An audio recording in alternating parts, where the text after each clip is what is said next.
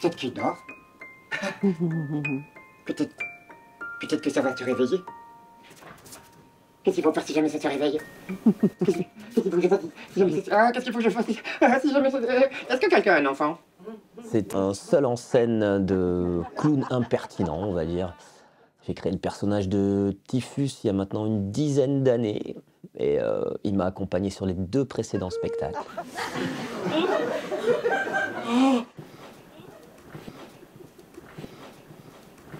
Les fantômes!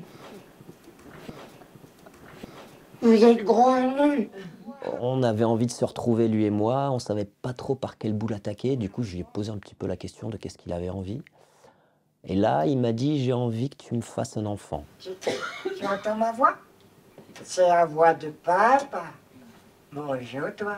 Oui. Tu entends ma voix? Oui. Oui. Tu les ouvres tes yeux, hein, Pierrot? Hein? Tu l'entends pas? Tu les ouvres tes yeux? C'est un voyage émotionnel qui vient bousculer les gens. Moi, ce qui m'intéresse, c'est d'aller ouvrir des fenêtres sur l'émotion, quoi, et d'essayer d'aller voir comment ça se passe à l'intérieur quand on gratte un petit peu le vernis des conventions et qu'on vient poser les réelles questions que les gens n'osent pas trop se poser entre eux, quoi.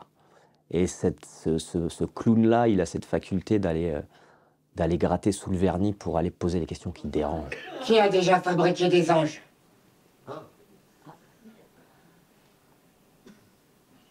Qui trouve que cette question va trop loin? Qui pense que nos blessures les plus profondes, on devrait les enfouir dans l'intérieur de nous pour plus jamais en parler? Personne? Ah bon, on va pouvoir y aller alors. Bon, alors, qui a l'impression d'avoir raté sa vie parce qu'il a fait des gosses?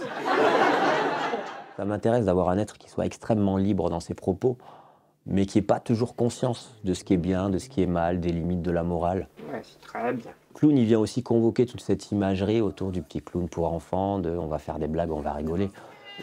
Donc ça m'intéresse que ce soit cette porte d'entrée-là, où les gens se disent « Ah ben on va voir un clown, on va sûrement se marrer ». Mais on ne fait pas que se marrer, quoi. Je comprends pas pourquoi cette trompette fait des fausses notes. Est-ce que Typhus me laisse tranquille dans la vie de tous les jours? Mais il y a des fois où il est très présent, un petit peu trop. Mais en règle générale, ça va, on arrive à bien s'entendre.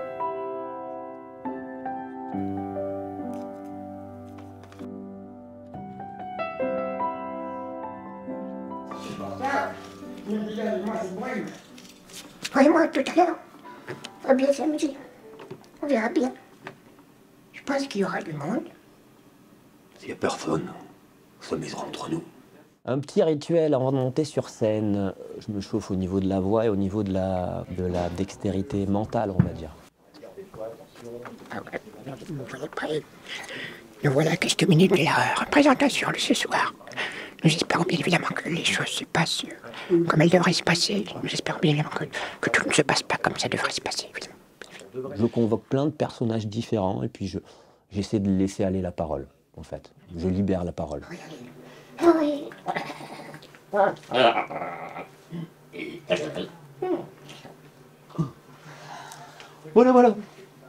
Qui c'est qui rigole là-bas? Je vais aller voir si le pupille est là. C'est l'espace du présent, moi, qui me plaît. Je suis seul sur scène, du coup, même si j'ai une écriture maintenant qui est très carrée dans les spectacles, quand j'ai envie de partir à un endroit, je pars à un endroit. Et je ne suis pas obligé de prévenir mes partenaires, puisqu'il n'y a que moi. Enfin, même si, à l'intérieur, il y a beaucoup d'autres êtres qui s'incarnent. Arrête de te marrer, toi! Pour moi, le clown, c'est l'espace de la liberté. Mais je crois que je fais du clown parce que je ne sais pas bien ce que c'est encore. As a man on the horizon, he should go to bed. If I fall to his feet tonight, will he rest my head? So he's hoping I will not drown or paralyzing life.